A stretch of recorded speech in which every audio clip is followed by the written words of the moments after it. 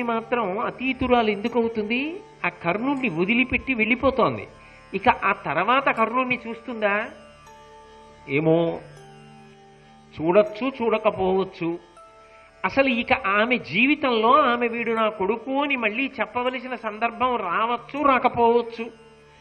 ఇక అతను కదులుతుండగా, శరీరంతో ఉండగా ఆమె చూస్తుందన్న నమ్మకం లేదు. ఈసారి విడిచిపెట్టి వెడుతున్నప్పుడు, ఒకసారి విడిచిపెట్టినప్పుడు మళ్ళీ చూస్తానన్న నమ్మకం ఏం లేదు.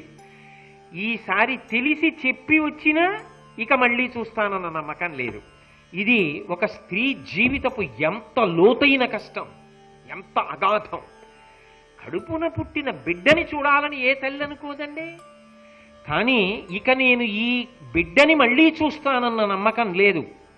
అంతకన్నా ఘోరమైన శాపం ఇంకేమైనా ఉంటుందా? అంతకన్నా బాధ ఇంకేమైనా ఉంటుందా లోకంలో? అది భరించి వెళ్ళిపోతోంది వెనక్కి తిరిగి. అందున ఇప్పుడు ఇంకొక పెద్ద నలుగుడేమిటి మనసులో? పుట్టినప్పుడు చెప్పలేదు, తిన్నగా అడిగాడు ప్రశ్న, అమ్మా నువ్వు నాకు గర్భ సంస్కారం చేయలేదుగా, జవాబు చెప్పలేకపోయిందిగా. ఇంకొకసారి చంపేస్తోంది కర్ణుణ్ణి. కాబట్టి కర్ణుడు చనిపోయే అవకాశాలే ఎక్కువ ఉన్నాయి. కడుపున పుట్టిన బిడ్డన్ని బ్రతికించుకోలేకపోయింది, కానీ చంపేయడం మాత్రం చేస్తోంది ఖచ్చితంగా. ఎవరిని? సహజ కవచ కుండలములతో ఉన్నవాణ్ణి చంపేస్తోంది. ఎవరు? తల్లి. అది తెలియదా కుంతికి? తెలుసు. కానీ ధర్మపు ఉర్రిపిడిలో ఆవిడికి తప్పలేదు. కానీ లోపల ఎన్ని అగ్ని పర్వతాలు బద్దలవుతూ ఉంటాయి ఆవిడికి. ఎవరితో పంచుకుంటుంది? లోకంలో మనుష్య బాధకి పరిష్కారం ఏమిటంటే ఒకరితో పంచుకోవడం. ఎంత కష్టం రానివ్వండి, ఒకరితో పంచుకున్నారనుకోండి సేద తీరుతారు. అసలు పంచుకోవడానికి అవకాశం లేని గుప్తమైనటువంటి రహస్యమైనటువంటి బాధ అనుకోండి, దాని వలన పొందేటటువంటి క్లేశం అంతా ఇంత కాదు. అందుకే ఆమె ఇంత బాధతో వెళ్ళిపోయే ముందు ఆ పిచ్చి తల్లి మనసులో ఏమనుకుందో, ఇక చూస్తానా, సంభవిస్తుందా, చూసినా ఎలా చూస్తాను అనిపించిందో ఒక్కసారి చటుక్కున కౌగిలించుకుంది కొడుకుని. అనుచు కౌగలింప అర్కజున్ అట్లా కాకని ప్రియంబు మెరయ వినతుడైన అరిగె సదనమునకు అద్దేవి అతడును చనియే నిజ నివాసమునకు ప్రీతి. అనుచు కౌగలింప అర్కజుండు అట్లా కాకని ప్రియంబు మెరయ వినతుడైన. వినతుడైన అంటే తల్లి గట్టిగా కౌగిలించుకుని బాష్పధార కారుస్తూ నిలబడితే ఆయన ఇంకొక మాట మాట్లాడలేదు. మళ్ళీ 10 మాటలు ఇవే ప్రస్తావనలు ఆయన తేలేదు. అమ్మ ఇంతకన్నా మాట్లాడితే బాధపడుతుంది. అమ్మ ముందు నేను అర్జునుడు ఎందుకన్ని మాటలు అనవసరం అనుకున్నాడు. వినతుడై 2 చేతులు జోడించి వంగి నమస్కరించాడు. అమ్మా అట్లే అగుగాక అన్నాడు. అట్లే అగుగాక అన్న మాటకు అర్థం నేను అర్జునుడు ఒక్కళ్ళమే ఉంటామమ్మా అంటే ఈ జన్మకి బహుశా అమ్మా ఇది నువ్వు నన్ను చూడడం ఆఖరిసారి, నాకు నువ్వు ప్రియమార కౌగలించుకోవడం మొదటిసారి చివరిసారి. ఈ జన్మకి మన ఇద్దరు అదృష్టాలు ఇంతే. మౌనంగా మాట్లాడాడు. అది అట్లే అగుగాక అన్నాడు. ఇద్దరి ఒక్కొక్కసారండి చాలా భాషకందనటువంటి నలుగుడు మౌనంలో ఉంటుంది. అసలు మౌనంలోకి భాష అంతా వెళ్ళిపోతుంది. ఏమి రచన చేశారండి భారతాన్ని? ఆ నన్నయ్య గారికి, ఆ తిక్కన గారికి, ఆ ఎర్రాప్రగడ గారికి ఇన్ని మాటలు తల వంచి నమస్కరించాలి మనం నిజంగా. ఎంతటి మహాపురుషులు వాళ్ళు, తెలుగు వాళ్ళు అవడం మనం చేసుకున్న అదృష్టం కాదు, అంత గొప్ప అనువాదం. అందుకని ఆయన అమ్మకి కౌగిలించి నమస్కరించి వినయంతో అమ్మ అలాగే అవుతుంది, అరిగే సదనమునకు అద్దేవి అలాగే అని ఆవిడ వెనక్కి తిరిగి ఇంటికి వెళ్ళిపోయింది. ఆయన అతడు చనియే నిజ నివాసమునకు ప్రీతి, ప్రీతితో వెళ్ళిపోయాడు. ఎందుకని ప్రీతి? నన్ను నమ్ముకున్న స్నేహితుడిని నట్టేయటం ఉంచలేదు. నేను పాడైపోతే పోయాను. యుద్ధంలో తీరమరణం ఎప్పటికైనా తప్పదు. కాబట్టి యుద్ధంలో మరణిస్తే మరణిస్తాను. ఇన్నాళ్లకొచ్చి అమ్మ నా దగ్గరికి ఒక్క కోరిక కోరింది. ఆ కోరిక కాదని అనలేదు. నేను కాలిపోయినా నలుగురిని వదిలిపెట్టేస్తానని చెప్పాను. నేను అర్జునుడు అని చెప్పాను. అమ్మ సంతోషించి వెళ్ళిపోయింది. చాలు, ఇక నేనేమైపోయినా పర్వాలేదు. అమ్మ సంతోషానికి ప్రీతి చెందాడు. తాను మిత్రద్రోహం చెయ్యలేదని ప్రీతి చెందాడు. ఎక్కడికక్కడే గొప్ప. సంఘటనని బట్టి చెప్పాలి తప్ప ఏది చేసినా చెడు అనకూడదు, ఏది చేసినా మంచి అనకూడదు. అది పక్షపాతం. అలా ప్రవర్తించకూడదు. ఎక్కడ ఏది మంచో అది మంచి, ఎక్కడ ఏది చెడో అది చెడు, అంతే, అంతవరకే. అంతేకాని ఒక మనిషి జీవితం అంతా చెడు ఉండదు, ఒక మనిషి జీవితం అంతా మంచి ఉండదు. ఎంత మంచివాడు ఓ తప్పు చేయొచ్చు, ఎంత చెడ్డవాడిలో ఏదో ఒక మంచితనం ఉంటుంది. నువ్వు చెడ్డవాడని పేరు పెట్టి అసలు మంచిని గుర్తించకుండా వదలకూడదు. నీ దృష్టిలోకి వస్తే ఎంత మంచివాడైనా ఓ చెడ్డ పని చేస్తే అది అడ్డుపెట్టి ఇంకా వాడి జీవితం ఎందుకో పనికిరాందని నిర్ధారణ చేయకూడదు. ఏదో మహానుభావుడు పొరపాటు చేసేశాడండి, ఎందుకు చేశాడో సరే అది అలా వదిలిపెట్టండి, ఆయన దిద్దుకోవాలని కోరుకుందాం అనాలంతే. అది నిష్పక్షపాతమైన పరిశీలన. అది రావాలి చదువుకునేవాడికి, అది రావాలి వినేవాడికి.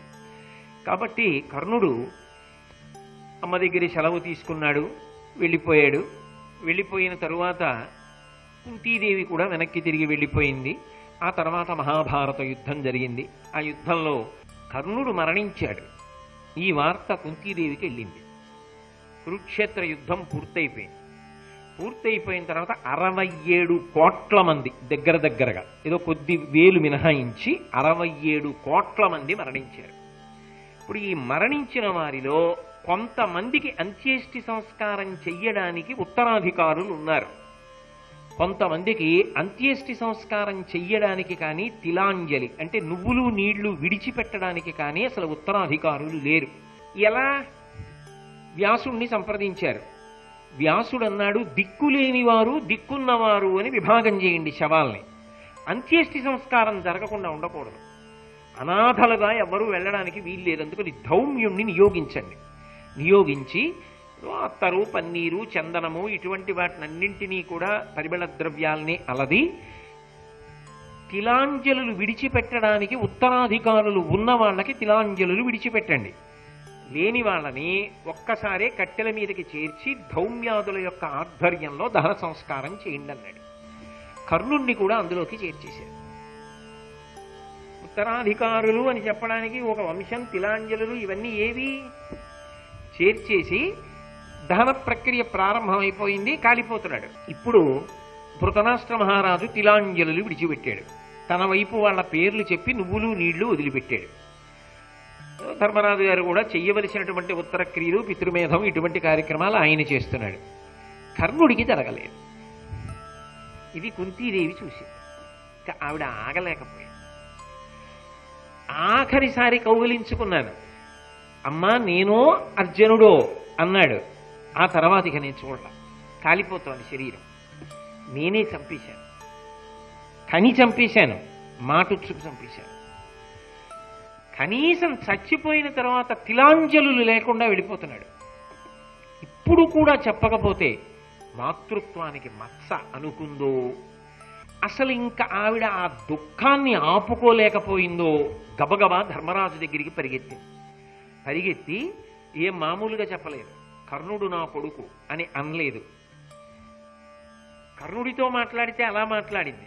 కర్ణుడి గురించి చెప్తూ అంది, వినుము అని జనులెల్లను వినుము కౌరవ కోటికింతన విల్లు పెట్టని కోటిగాననియునర్చి భవద్బలంబులనన్నిటిన్ మిము ఎగురందనిపి అంబరచారులెల్లను తన్ను మిచ్చిను తింప పార్థుని మహాస్త్రము బల్విడిన్ తలత్రుంప కూలిన కర్ణునిన్ జనులెల్లను రాధేయుండనుటయు మీరలను వాని నట్టుల కానెమ్మనమున తలంతురు అటు కాదనగా మదీ ఆత్మజన్ముడా తండు అరయన్. గబగబా ధర్మరాజు దగ్గరికి వెళ్ళి ఒక మాట అంది. ఏ మహానుభావుడు చేతిలో ధనస్సు పట్టుకున్నంత మాత్రం చేత ధర్మరాజా నీ యొక్క అక్షౌహిణీల సైన్యం గడగడలాడిపోయిందో, మీ పాండవులు 5గురిని కూడా శభాష్, ఏమి అస్త్ర విద్యా ప్రదర్శనం రా, ఏమి విలువిద్యా కౌశలం రా అని అనిపించుకున్నాడో మీ చేత. ఎవరు యుద్ధం చేస్తుంటే మీ సైన్యం కాకావికలైపోయిందో, ఎవడి చేతితో ధనస్సు పట్టుకున్నాడని నమ్మి దుర్యోధనుడు యుద్ధానికి వచ్చాడో, చిట్ట చివర అర్జునుడు ప్రయోగించిన అస్త్రానికి ఎవడి తల తెగి పడిపోయిందో, ఎవడి తల తెగి యుద్ధభూమిలో పడిపోయిన నాడు మీరందరూ పరమ సంతోషాన్ని పొంది కురుక్షేత్రం పూర్తయిందని అనుకున్నారో ఆయన రాధేయుడు అని ఇన్నాళ్ళు పిలిపించుకున్నాడు. ధర్మరాజా, అతను రాధేయుడు కాడు. మీరలను వానినట్టుల కానెమ్మనమున తలంతురు. మీరు కూడా అతను రాధేయుడు రాధేయుడు అని అనుకున్నారు, కానీ అతను రాధేయుడు కాడు. అతను నాకు జన్మించినటువంటి కుమారుడు, నా కొడుకు, మీకు అగ్రజుండు. నాకు భాస్కరుదయ లలిత కవచ కుండలములతోడ పుట్టినాడు. కాన పోయంగవలయు తిలోదకంబు అమ్మహోన్నతనకును. అతను సూర్యభగవానుని యొక్క అనుగ్రహ విశేషం చేత నాకు జన్మించినటువంటి కుమారుడు. పుట్టుకతో లలితమైనటువంటి బాలభాస్కర ప్రభాసమానమైనటువంటి కవచకుండలములతో జన్మించినటువంటి వాడు. అటువంటి కుమారుడు మీ అందరికన్నా పెద్దవాడు. అటువంటి వాడికి నువ్వులు నీళ్లు వదలకపోవడం దారుణం.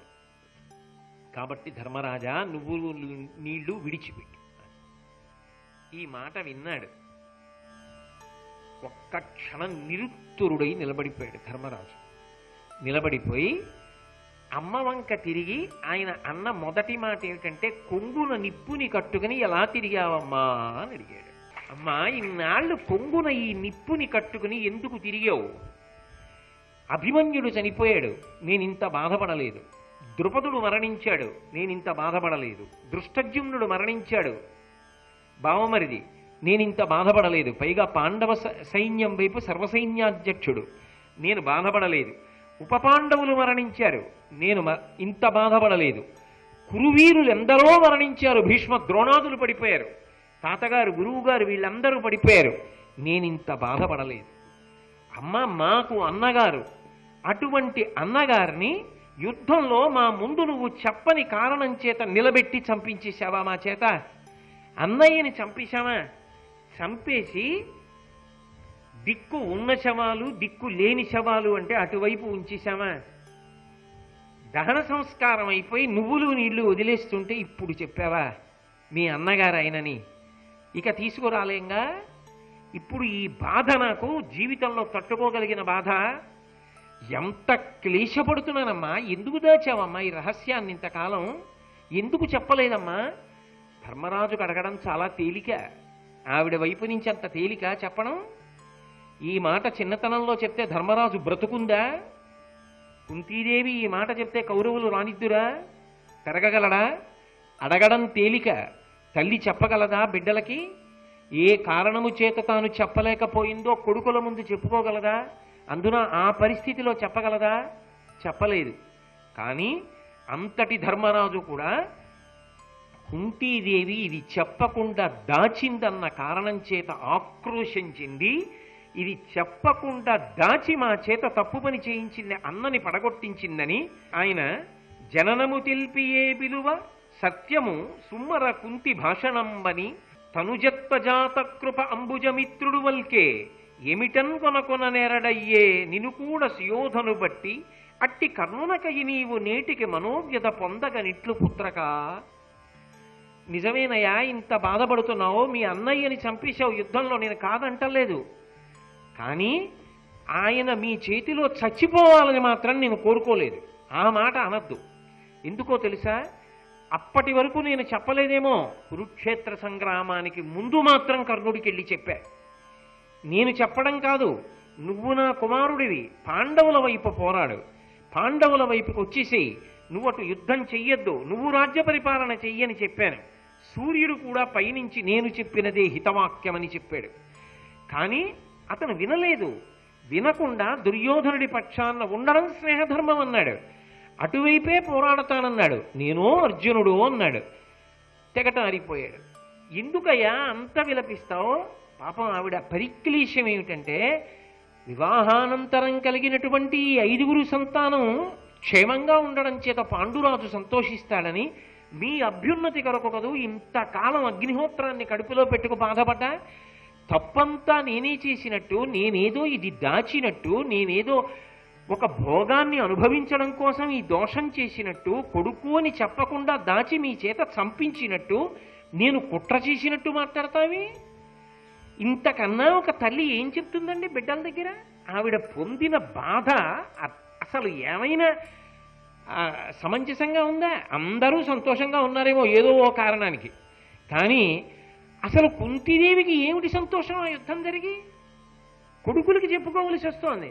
నేను చెప్పినా వాడు వినలేదు, నీ వైపు రాలేదు. వాడు స్నేహధర్మం స్నేహధర్మం అని దుర్యోధనుడి వైపు యుద్ధం చేశాడు.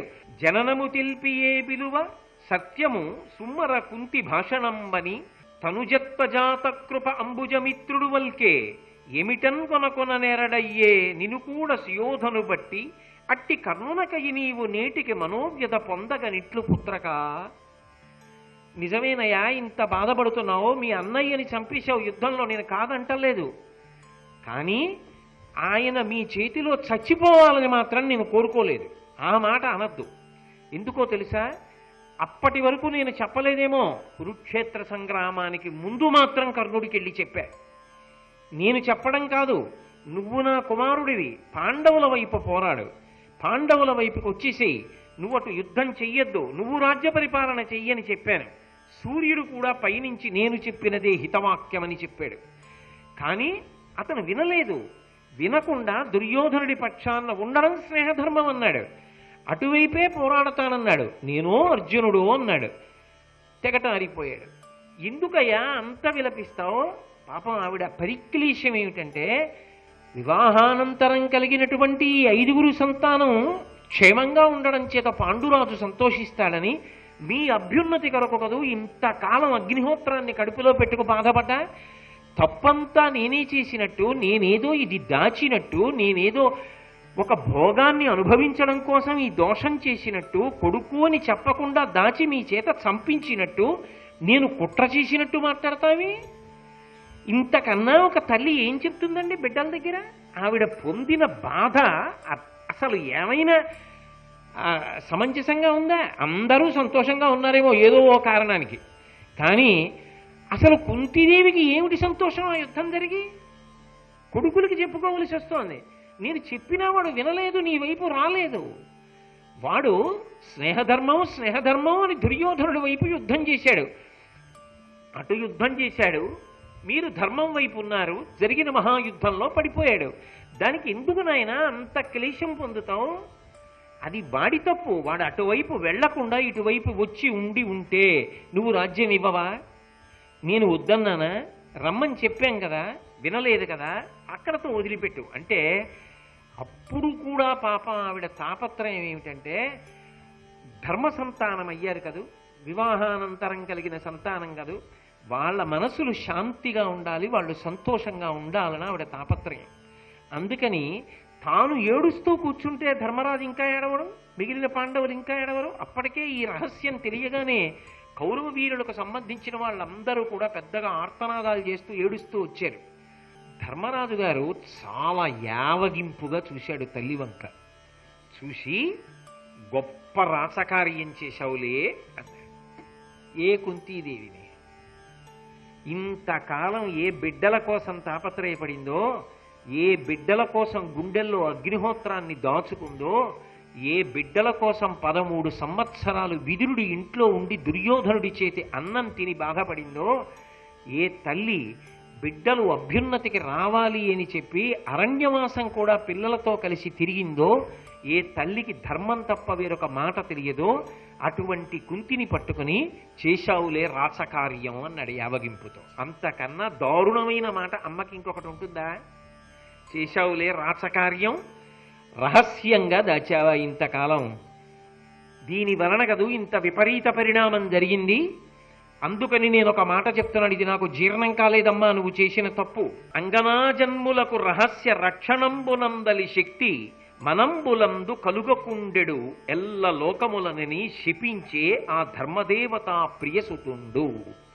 నువ్వు దాయడం వల్లనే ఇదంతా జరిగింది కాబట్టి, నువ్వు కాదు, ఇక పైన ఏ లోకంలో ఏ స్త్రీ కూడా రహస్యాన్ని దాచగలిగినటువంటి శక్తి లేకుండుగాక శపిస్తున్నానన్నాడు. ఏమైంది కుంతి జీవితం? మొదలు తెగిన చెట్టు పడిపోయినట్టు పడిపోతుందా? పడిపోదా? ఎవరి కోసం చేసింది ఇవన్నీ? ఆవిడ ఇది చెప్పకూడదని దాచిందా? ఎలా చెప్తుంది? మీకు కుంతి జీవితం ప్రతి సందర్భంలో ఆవిడ పడిన నలుగుడు నేను చెప్తూనే వచ్చాను మీకు.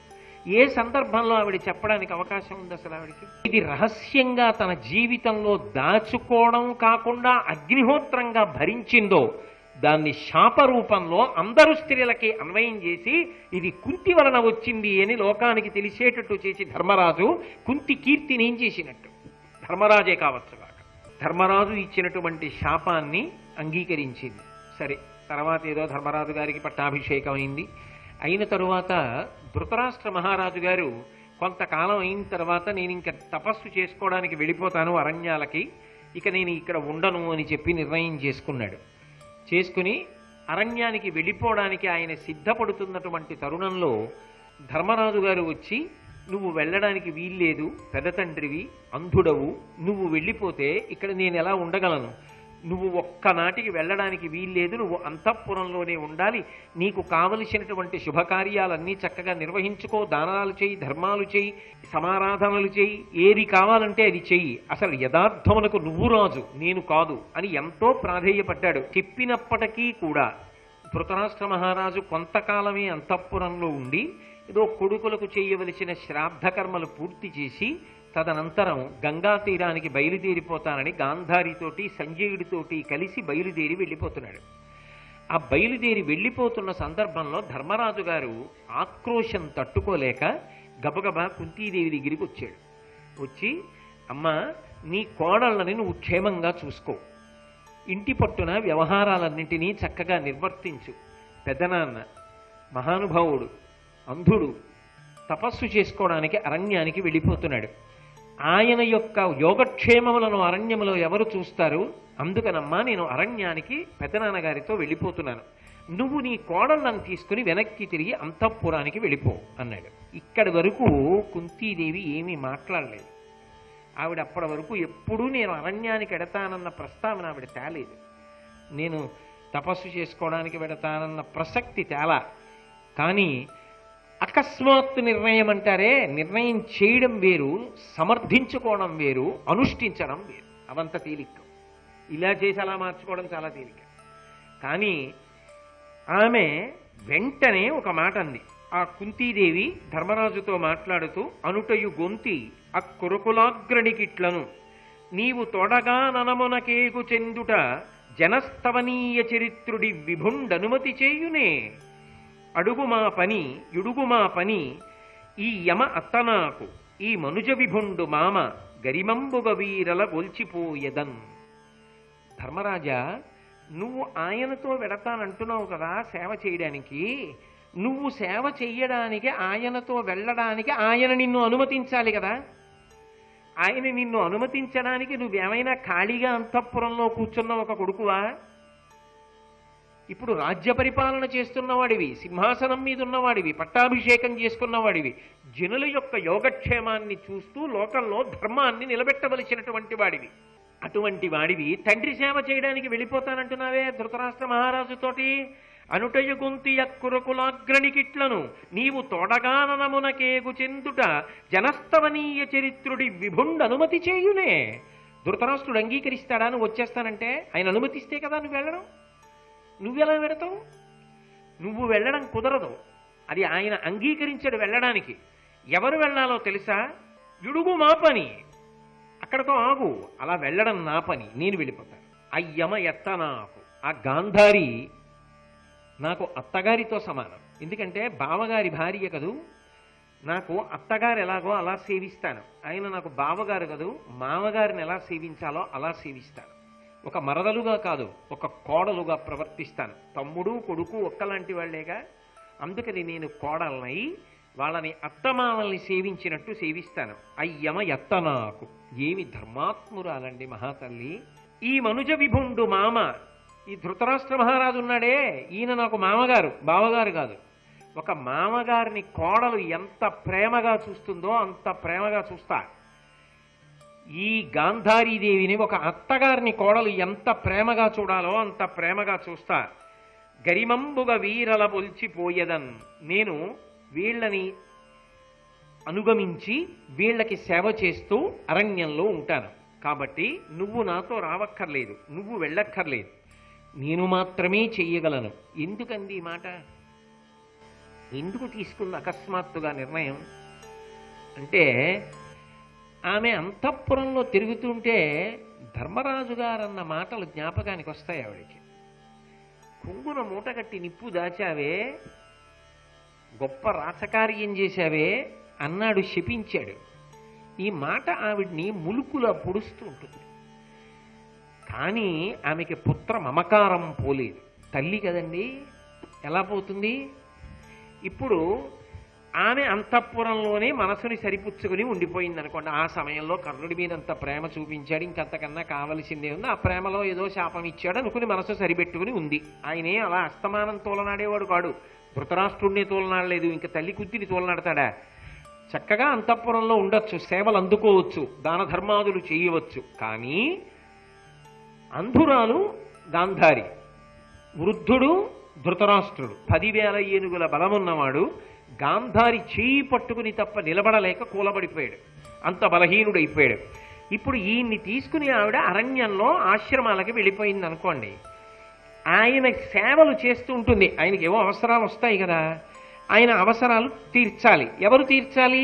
గాంధారి తీర్చాలి. ఆమె కళ్ళున్నది, కానీ పాతివ్రత్యము కొరకు ఆయన చూడని ప్రకృతిని నేను చూడనని శపథం చేసి గంతలు కట్టుకుంది. శ్రీ ఉమామహేశ్వర పరబ్రహ్మార్పణమస్తు. స్వస్తి.